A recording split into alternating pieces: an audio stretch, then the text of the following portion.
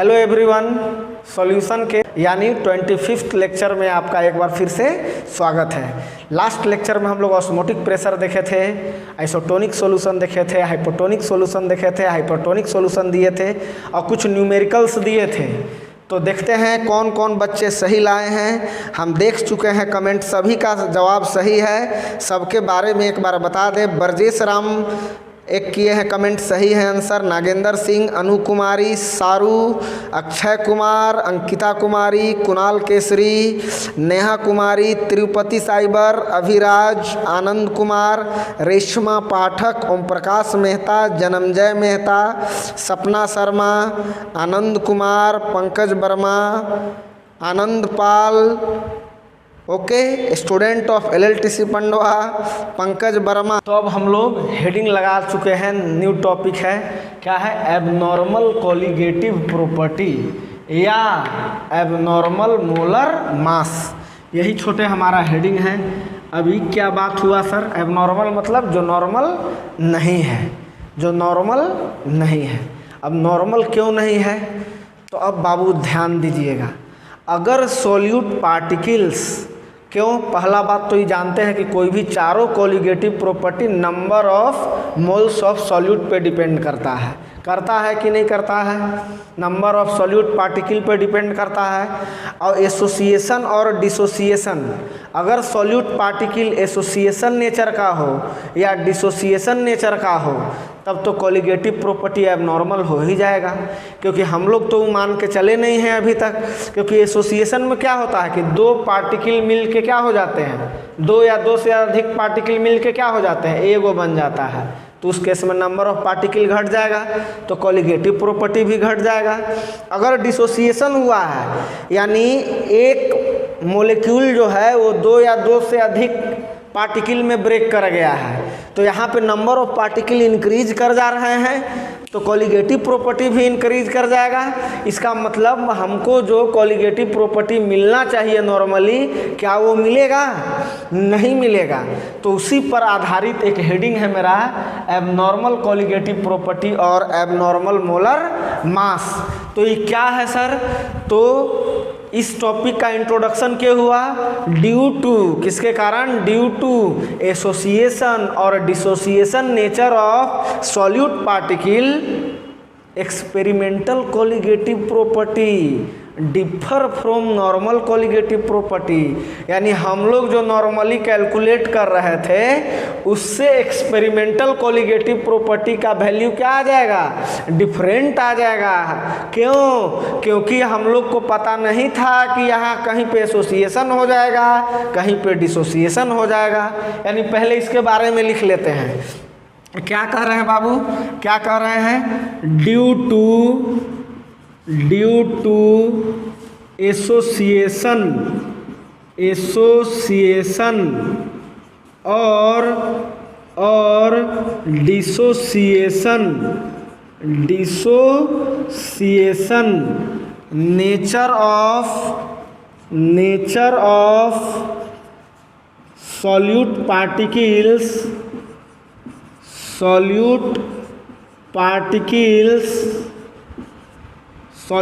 Particles क्या हो जाता है बाबू? एक्सपेरिमेंटल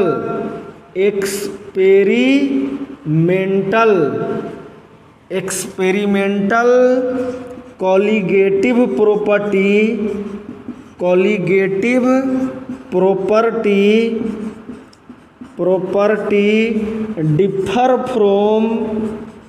डिफर फ्रॉम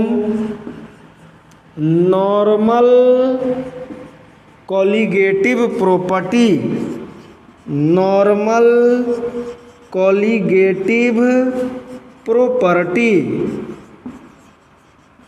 प्रॉपर्टी मतलब एसोसिएशन और डिसोसिएशन नेचर होने के कारण क्या हो जाता है?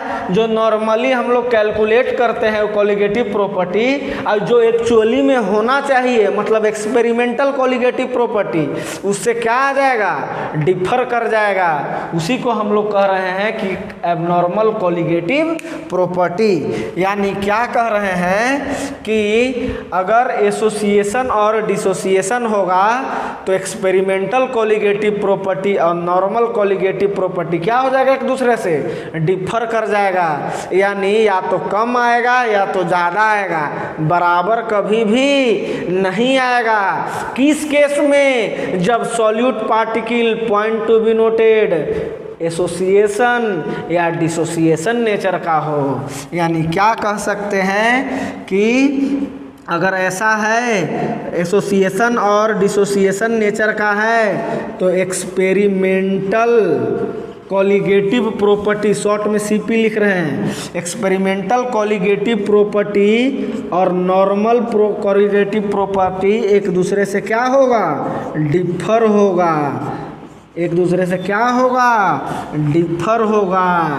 कब, ऐसा कब होगा, जब सॉल्यूट पार्टिकल किस नेचर का हो, एसोसिएशन, सॉल्यूट पार्टिकल्स का क्या होता हो, एसोसिएशन या डिसोसिएशन होता हो। यानी एसोसिएशन होता हो या डिसोसिएशन होता हो।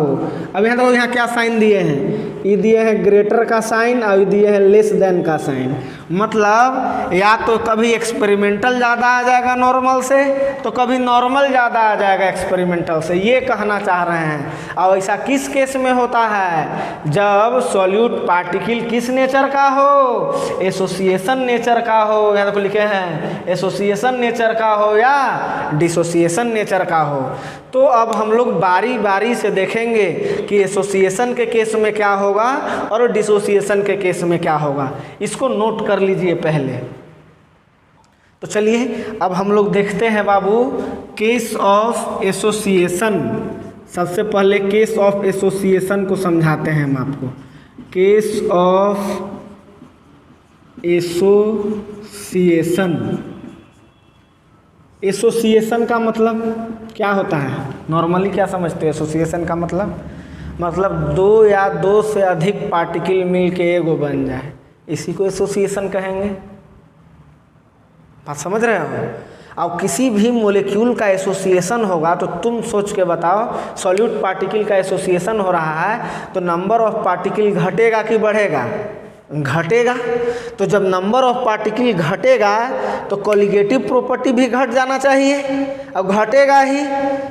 लेकिन हम जब जो नॉर्मली निकालेंगे वहाँ तो हम एसोसिएशन के बारे में चर्चा किए नहीं हैं, तो हमारा वाला ज़्यादा आएगा और एक्सपेरिमेंटल वाला कम आएगा, क्योंकि वहाँ एसोसिएशन हो चुका है। यानी क्या लिख रहे हैं हम, यहाँ देखिएगा, एक पॉइंट बना के लिखिएगा, एकदम आराम से बढ़िया से, एकदम आधा घंटा देखिए वीडियो को, एकदम क्लियर कट आइडिया देंगे। क्या है, इन केस ऑफ एसोसिएशन, वही बात जो अभी समझा है, इन केस ऑफ एसोसिएशन क्या होगा छोटे, नंबर ऑफ सॉल्यूट पार्टिकल या number of moles of solute particle, number of solute particle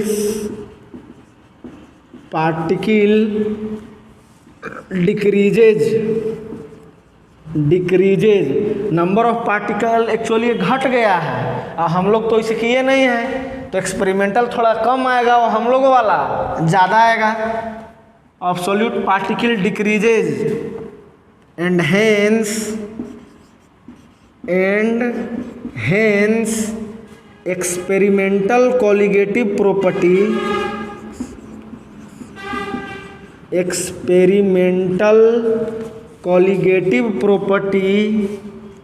is less than normal colligative property।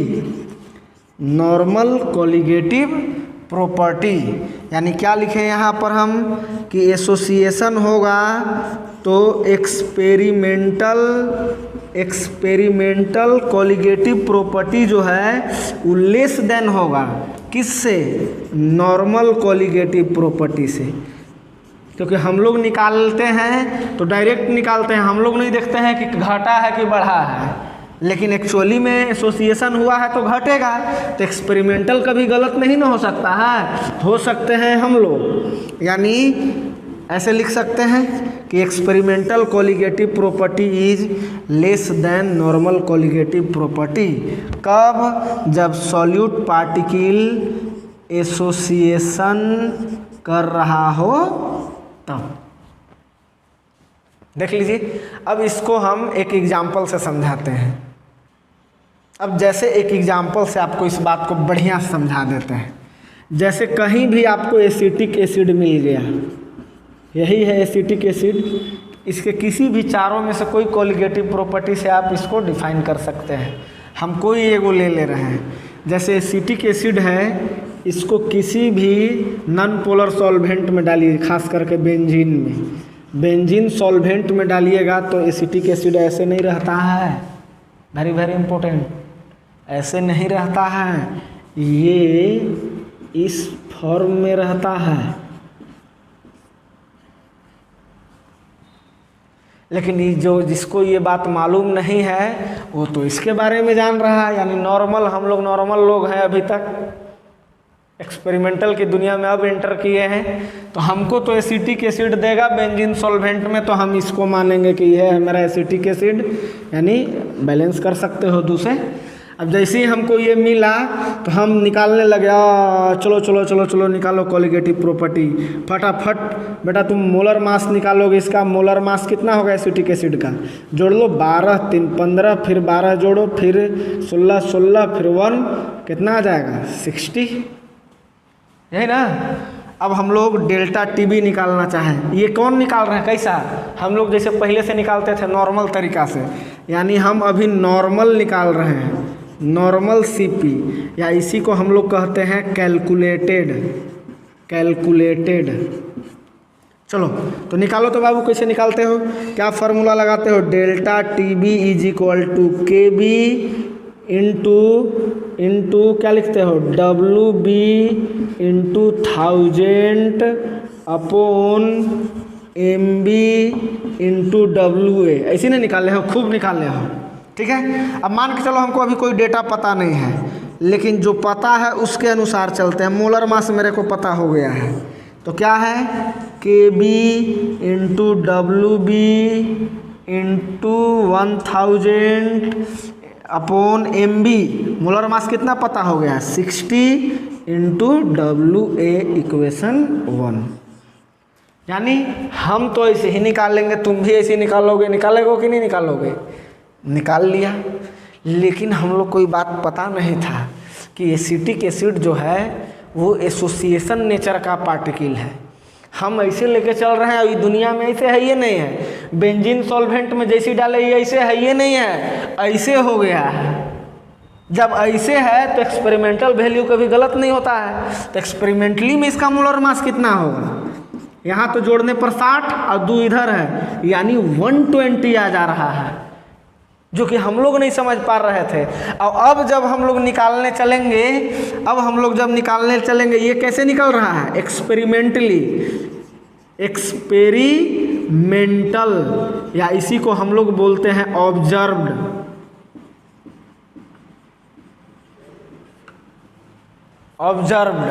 Okay, ठीक है। अब निकालते हैं इसको हम लोग, कैसे निकालेंगे?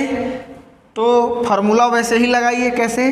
डेल्टा टी बी बराबर क्या होता है छोटे?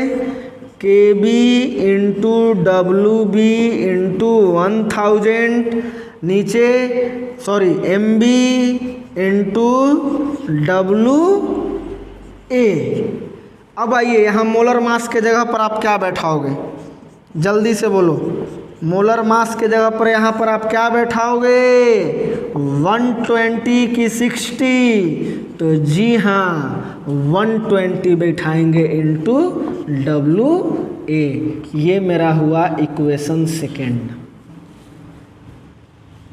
ओके, अब आप ही देख लो यहाँ पर कि हम निकाले थे तो अपॉन मोलर मास यहाँ 60 बैठा था, और जब एक्सपेरिमेंटली निकाला गया तो 120 आ गया। ये एक्सपेरिमेंटल डेटा है और ये क्या है? नॉर्मल डेटा है। तो इससे भी आप समझ लीजिए कि एसोसिएशन के नेचर में डेल्टा टी बी यहाँ 120 से डिवाइड करना है, यहाँ 60 से डिवाइड करना है। कौन ज़्यादा है, एक्सपेरिमेंटल वाला कि नॉर्मल वाला? तो बाबू नीचे जितना अपोन में यानी बटा में नीचे जो ज़्यादा बढ़ेगा तो ये घटेगा। देखो 120 है, ये ज़्यादा है इसलिए घटेगा, ये 60 है तो ये बढ़ेगा, यानी ये ज़्यादा हुआ ये कम हुआ। तो अभी तो तुरंत हम समझाए थे कि एसोसिएशन के केस में एक्सपेरिमेंटल कोलिगेटिव प्रॉपर्टी कम होता है और नॉर्मल कोलिगेटिव प्रॉपर्टी ज़्यादा होता है। यहाँ पूरा जो वैल्यू आएगा उसमें 60 से डिवाइड करेंगे, यहाँ जो पूरा वैल्यू आएगा 120 से डिवाइड करेंगे, तो ज़्यादा कौन होगा, यही ना। यानी फ्रॉम 1 एंड 2 से क्या साबित हुआ कि डेल्टा टी बी एक्सपेरिमेंटल जो है वो लेस होगा, किससे, डेल्टा टी बी नॉर्मल से। तो इसको हम चाहें तो यहाँ पर लिख देते हैं, लिख दें क्या हो गया फाइनल कि डेल्टा टी बी एक्सपेरिमेंटल जो है, एक्सपेरिमेंटल जो है वो क्या हुआ, less than delta T B normal से। अब ऐसा कब होगा, जब सॉल्यूट पार्टिकल एसोसिएशन नेचर का होगा तब। एक चीज़ और चर्चा कर देते हैं, कोलिगेटिव प्रॉपर्टी और मोलर मास में कैसा रिलेशन होगा, डायरेक्टली प्रोपोर्शनल होगा कि इन्वर्सली? डायरेक्टली होगा, जब मोलर मास बढ़ाएंगे तो कोलिगेटिव प्रॉपर्टी बढ़ेगा। इन्वर्सली तब होगा जब कोलिगेटिव प्रॉपर्टी बढ़ाएंगे तो मोलर मास घटेगा। देख लीजिए अभी सामने है, मोलर मास बढ़ा 120 था तो ये घट गया, मोलर मास कम किए तो ये ज़्यादा हो गया। यानी एक और रिलेशन यहाँ पर चाहे तो लिख सकते हैं कि कोलिगेटिव प्रॉपर्टी और मोलर मास में उल्टा रिलेशन होता है। यानी ओवरऑल बात हम यही बोले कि क्या बोले कि एक्सपेरिमेंटल मैंने एसोसिएशन नेचर का अगर पार्टिकल हो तो experimental colligative property less than होगा नॉर्मल कोलिगेटिव प्रॉपर्टी से। यानी जो हम लोग कैलकुलेट करेंगे वो ज़्यादा होगा और जो एक्सपेरिमेंटली आएगा वो कम होगा। और एक्सपेरिमेंटली कभी गलत नहीं हो सकता है, यानी कहीं ना कहीं हम लोग गलत हैं। ठीक है, अब दूसरा हम हेडिंग लगाते हैं केस ऑफ डिसोसिएशन, वहाँ से भी प्रूव कर रहे हैं। तो चलिए हम लोग अब कौन देखने वाले हैं, केस ऑफ डिसोसिएशन।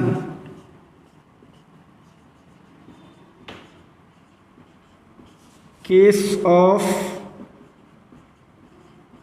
डिसोसिएशन।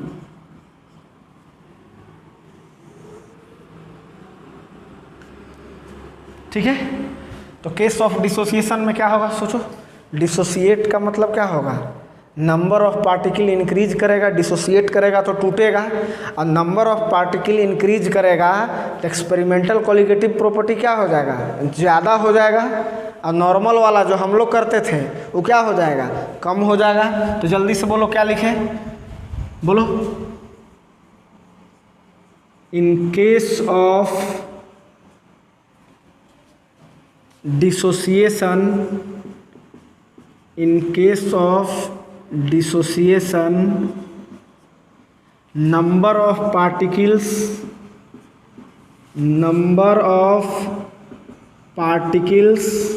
क्या, number of particle increases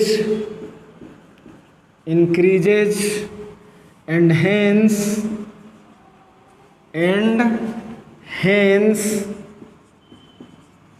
experimental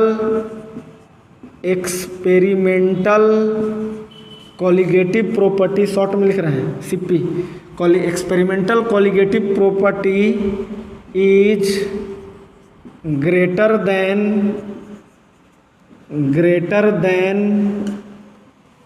normal colligative property, greater than normal colligative property. यानी क्या हो गया, दैट इज हम लोग क्या लिख सकते हैं, दैट इज क्या लिखें कि एक्सपेरिमेंटल मेंटल कॉलिगेटिव प्रॉपर्टी ज़्यादा होगा किससे, नॉर्मल कॉलिगेटिव प्रॉपर्टी से। छोटे ध्यान से देखना छोटे, ऐसा कब हो रहा है, जब मतलब डिसोसिएशन नेचर का हो तो experimental colligative property normal colligative property से क्या आएगा, ज़्यादा आएगा। अब इसको एक एग्जाम्पल से हम आपको समझाते हैं। जैसे देखिएगा, हम इस जगह समझाते हैं, ध्यान से देखिएगा। एक सॉल्यूशन लिए हैं, ध्यान से इधर, इसमें 1 kg सॉल्वेंट मिलाए हैं। 1 kg सॉल्वेंट है पहले से इस बर्तन में, और इसमें हम 1 मोल KCl मिला रहे हैं। 1 मोल KCl मिला रहे हैं इसमें, और हमको कह दिया कि आप इसका कॉलिगेटिव प्रॉपर्टी कैलकुलेट कीजिए, कोई भी वैल्यू कैलकुलेट कीजिए। तो चलिए हम लोग शुरू कर रहे हैं। क्या निकालेंगे, पहले नॉर्मली जैसे हम लोग निकालते हैं, हमारे को जैसे ही ऐसे मिला तो नॉर्मल CP निकालने चल रहे हैं, यानी कैलकुलेटेड। तो क्या फार्मूला लिखेंगे, delta TB is equal to KB into M, यही ना डेल्टा। तो वाटर के लिए KB का वैल्यू अगर वाटर सॉल्वेंट मान लेते हैं तो कितना होता है, 0.52 इंटू मोलालिटी कैसे निकालते हैं, ऊपर number of moles of solute कितना है 1, नीचे कितना है 1, यानी हमारा डेल्टा TB का वैल्यू कितना आ गया 0.52, यही आया नॉर्मल में। इक्वेशन फर्स्ट हो गया हमारा। अब देखिए, ये तो हम लोग सोचे हैं, ऐसा हम लोग सोचे हैं, लेकिन एक्चुअली बात है क्या यहाँ पर, फिर से अब समझाते हैं। यहाँ देखिएगा, यही था, क्या था 1 kg सॉल्वेंट था मिलाया हुआ, और आप इसमें KCl डाले हैं। और आप जानते हैं कि KCl 100% आयोनाइज होता है। KCl अकेले रहता नहीं है, कैसे हो जाता है, K प्लस और Cl माइनस में ब्रेक कर जाता है, यानी इस तरह से ब्रेक कर गया। यानी अब हमारे पास नंबर ऑफ पार्टिकल क्या हो गया, 2 हो गया, यानी delta TB is equal to, अब हमारा फार्मूला हो गया 2 गुने KB इंटू M, क्योंकि यहाँ नंबर ऑफ पार्टिकल्स ही बढ़ जा रहे हैं तो डेल्टा TB बढ़ जाएगा ऑलरेडी। तो क्या हो जाएगा 2 इंटू, अब बैठा दीजिए 0.52 इंटू 1/1, यानी हमारा आ जाएगा 1.04, इक्वेशन 2। अब बताइए इक्वेशन 1 और 2 से क्या पता चल रहा है, ये नॉर्मल था, और ये क्या निकाले हैं हम लोग, एक्सपेरिमेंटल। तो ये डेटा से भी आपको हम समझा दिए कि डिसोसिएशन के केस में नंबर ऑफ पार्टिकल्स बढ़ते हैं, इसलिए एक्सपेरिमेंटल कॉलिगेटिव प्रॉपर्टी का वैल्यू ज़्यादा आएगा और नॉर्मल का कम आएगा। यानी यहाँ से हम लोग चाहें तो एक लाइन और लिख देते हैं, क्या कि डेल्टा TB एक्सपेरिमेंटल, EXP लिख दे रहे हैं, एक्सपेरिमेंटल जो है वो ज़्यादा होगा डेल्टा TB नॉर्मल से।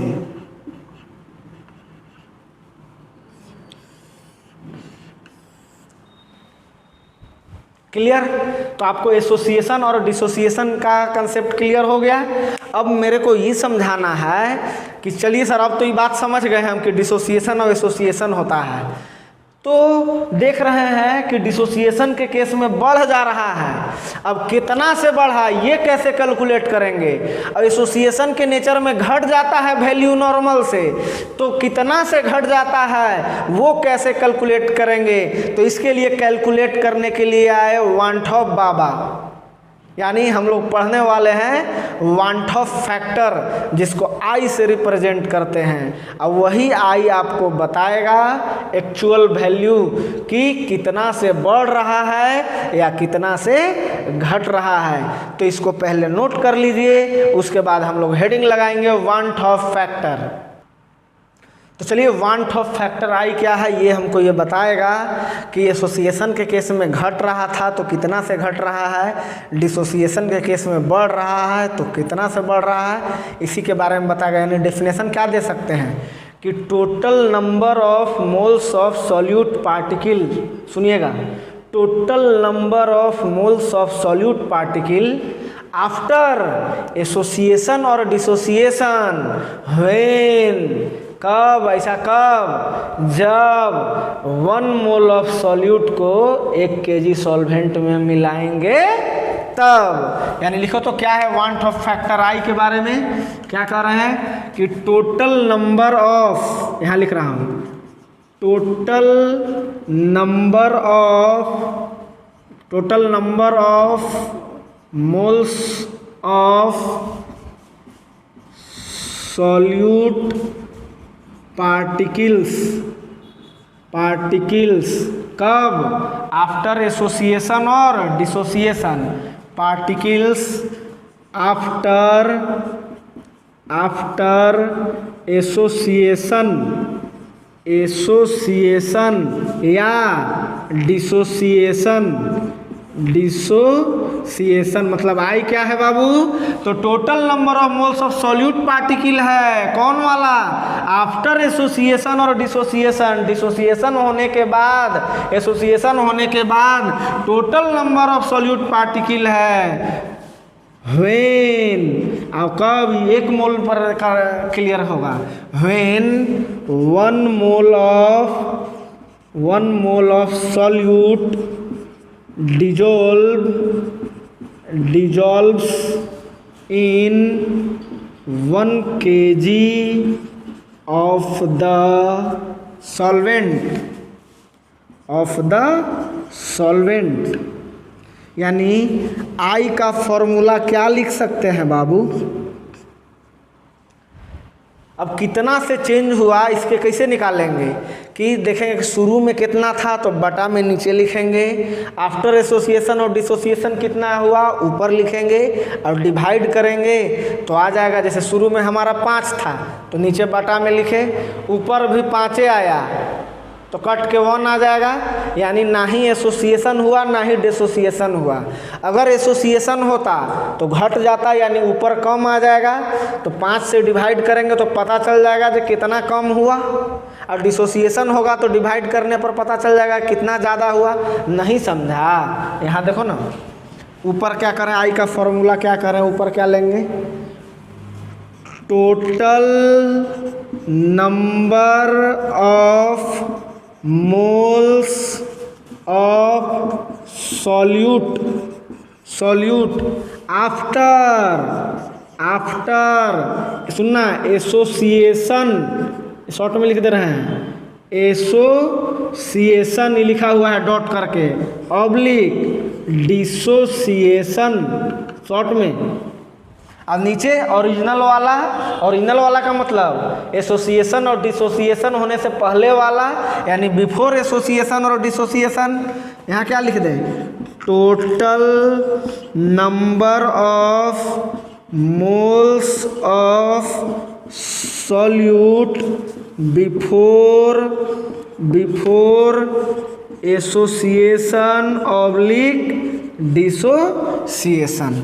यानी मेरा यही आई का पहला फार्मूला और मेन फार्मूला आ गया मार्कर।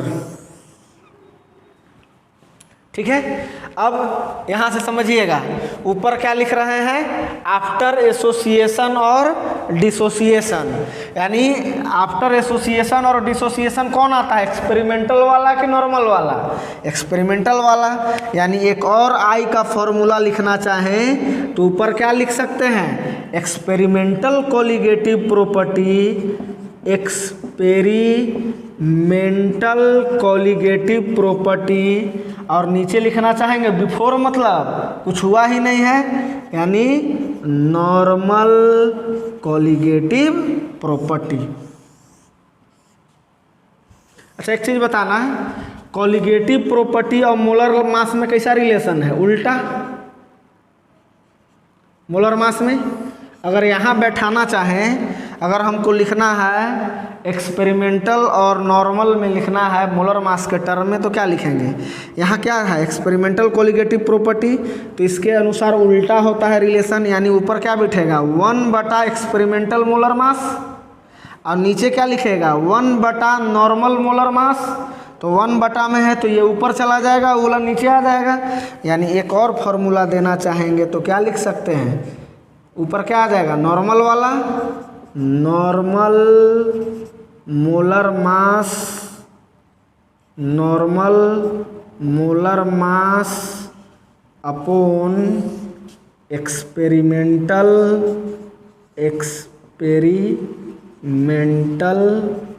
Molar mass. ठीक है, तो यही था आपका बाबू वांट ऑफ फैक्टर। अब इस पर फिर से हम आपको समझा रहे हैं कि क्या होता है एसोसिएशन, कब होगा डिसोसिएशन। इसी पर थोड़ा सा 10 मिनट हम और चर्चा कर रहे हैं, नोट कर लीजिए इसको। चलिए, तो यहाँ तक आप लोग फार्मूला नोट कर चुके होंगे। अब एकदम ध्यान से 10 मिनट और, थोड़ा लेक्चर लंबा रख रहे हैं। ठीक है, लेक्चर लंबा इसलिए रख रहे हैं क्योंकि अगला लेक्चर में हम इसको एंड करने वाले हैं। ठीक है, तो ध्यान से एकदम बने रहिएगा अंत तक वीडियो में। तो क्या है, क्या कर रहे हैं, एक पॉइंट लिखवा रहे हैं कि अगर सर नहीं कर रहा हो तब सॉल्यूट पार्टिकल्स का एसोसिएशन और डिसोसिएशन नहीं हो रहा हो तब आई का वैल्यू 1 होगा। कैसे? क्या कर रहे हैं कि ना ही एसोसिएशन होगा ना ही डिसोसिएशन, तो total number of moles of solute after association और डिसोसिएशन कहे कि हो ही नहीं रहा है एसोसिएशन और डिसोसिएशन, तो जो वैल्यू पहले होगा बिफोर एसोसिएशन और डिसोसिएशन वही भी आफ्टर एसोसिएशन और डिसोसिएशन रहेगा। मतलब जो पहले था वो भी बाद में ही रहेगा। यानी शुरू में अगर 5 था तो ऊपर भी 5 रह जाएगा, क्योंकि ना ही सॉल्यूट पार्टिकल का एसोसिएशन हो रहा है ना ही डिसोसिएशन हो रहा है। यानी 5 कटेगा तो आई का वैल्यू क्या आ जाएगा? 1। तो इसी बात को लिख रहे हैं कि solute particles does not undergo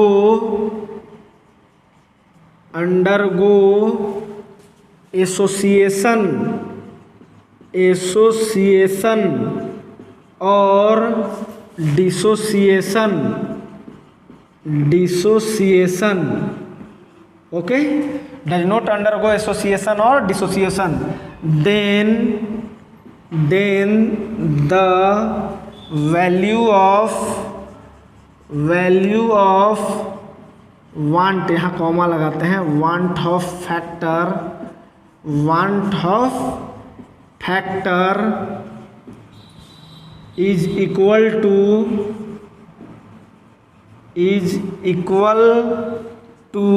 1। यानी आई का वैल्यू क्या हो जा रहा है छोटे? 1 के बराबर हो जाता है।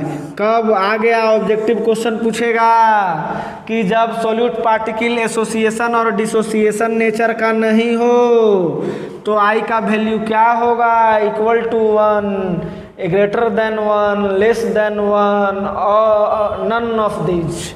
क्या आंसर मारिएगा? 1। कब? जब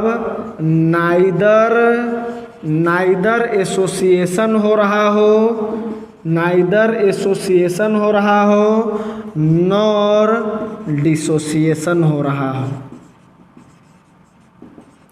आप इस फार्मूला को फिर से मत उतार लीजिएगा, कहना नहीं है आप लोग का। ये पहले ही वाला फार्मूला रहने दिए हैं अभी, चूँकि अभी हमको ये सब चीज़ समझाना है। ये फार्मूला आप लोग नोट मत कीजिएगा, आप कर चुके हैं पहले। ठीक है, तो इस लाइन को नोट कीजिए, फिर हम लोग केस ऑफ डिसोसिएशन पढ़ेंगे। अब पढ़ रहे हैं हम लोग केस ऑफ डिसोसिएशन। अब डिसोसिएशन होगा तब आई का वैल्यू क्या आएगा, उस पर चर्चा कर रहे हैं। तो सारा आंसर यही है, डिसोसिएशन होता है तो क्या होता है, नंबर ऑफ सॉल्यूट पार्टिकल या नंबर ऑफ पार्टिकल्स क्या करता है, बढ़ता है। और नंबर ऑफ पार्टिकल्स बढ़ेगा आफ्टर डिसोसिएशन। यानी यहाँ देखो फॉर्मूला में आ जाओ, ऊपर वाला क्या हो रहा है, बढ़ रहा है, नीचे वाला वही है। तो तुम ही बोलो आई का वैल्यू क्या होगा। बाबू जैसे हम नीचे 5 रखे थे शुरू में, अब ऊपर वाला 5 से ज़्यादा हो जा रहा है, यानी 6 हो जा रहा है। डिवाइड कीजिएगा तो 1 पॉइंट समथिंग। तो आप बताइए आई के बराबर होगा, आई से लेस होगा, सॉरी 1 के बराबर होगा, 1 से लेस होगा, 1 से ग्रेटर होगा, ऑफ कोर्स 1 से ज़्यादा होगा। यानी डिसोसिएशन के केस में वांट ऑफ फैक्टर आई का वैल्यू क्या होता है, ग्रेटर देन 1 होता है। कब, जब डिसोसिएशन हो तब। अब हम लोग कुछ एग्जाम्पल से आई का वैल्यू कैलकुलेट करने सिखाते हैं। चलिए नोट कीजिए इतना। चलिए तो अब इसको हम एग्जाम्पल से समझाते हैं। जैसे पहला एग्जाम्पल ले रहे हैं, आई का वैल्यू कैलकुलेट करने सिखा रहे हैं। किसके केस में, इन केस ऑफ डिसोसिएशन। आई का वैल्यू कैसे कैलकुलेट करेंगे, जैसे पहला एग्जाम्पल लिख ले रहे हैं। जैसे सोडियम क्लोराइड है, ये डिसोसिएट कर जा रहा है, क्या में टूटेगा, Na+ और Cl- में। ठीक है, डिसोसिएशन मतलब उसको हम लोग अल्फ़ा से कैलकुलेट करते हैं। अल्फ़ा ये बताता है, एक अल्फ़ा टर्म का भी इस्तेमाल करेंगे। ये क्या बताता है, तो फ्रैक्शन ऑफ 1 मोल डिसोसिएटेड, यानी 1 मोल लिए थे उसमें कितना परसेंट डिसोसिएट कर गया है, उसी को हम लोग अल्फ़ा कहते हैं ना। तो अल्फ़ा जैसे 1 लिए हैं तो 1 में से कितना डिसोसिएट कर गया, या 2 लिए हैं तो 2 में से कितना डिसोसिएट किया, ये बताता है अल्फ़ा। तो चलिए हम लोग शुरू करते हैं कहानी। सबसे पहले चलेंगे बिफोर डिसोसिएशन। बिफोर डिसोसिएशन मतलब जब डिसोसिएशन नहीं हुआ था तब मान लेते हैं कि A था, ये 0 था, ये 0 था। अब आप 0 क्यों, क्योंकि अभी डिसोसिएशन हुआ ही नहीं है। अब हम देखते हैं आफ्टर डिसोसिएशन, जब डिसोसिएशन हो गया तब। अब डिसोसिएशन का कंसेप्ट समझना। डिसोसिएशन को अभी हम क्या मान रहे हैं, अल्फ़ा मान लिए हैं, यानी अल्फ़ा टूटेगा, जो दिया रहेगा वो अल्फ़ा। जैसे 1 है तो कितना टूटा, अल्फ़ा टूटा। अगर 2 देंगे तो 2 अल्फ़ा टूटेगा। अगर 3 यहाँ रखेंगे तो कितना टूटेगा, 3 अल्फ़ा टूटेगा। अगर यहाँ x देंगे तो x अल्फ़ा टूटेगा। अगर यहाँ a दिए हैं तो कितना टूटेगा, a अल्फ़ा। ये कंसेप्ट हर जगह याद रखो।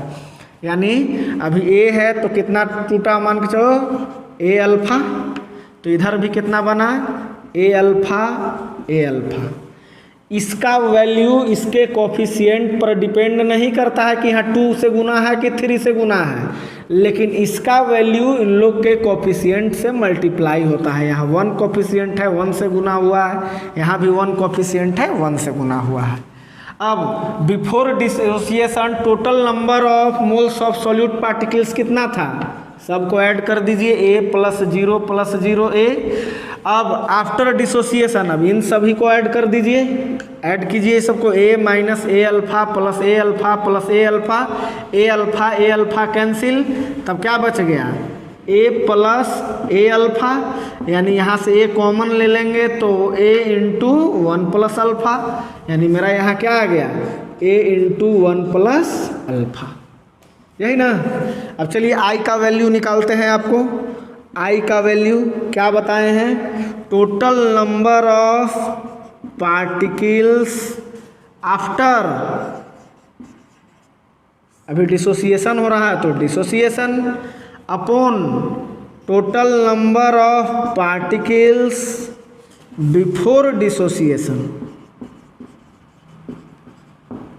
ठीक है, अब पुट कर देते हैं फटाफट। वैल्यू क्या है, total number of particles after dissociation A × 1 + alpha, और बिफोर डिसोसिएशन क्या है छोटे, A है, ए कैंसिल हो गया, यानी क्या आ गया 1 प्लस अल्फा।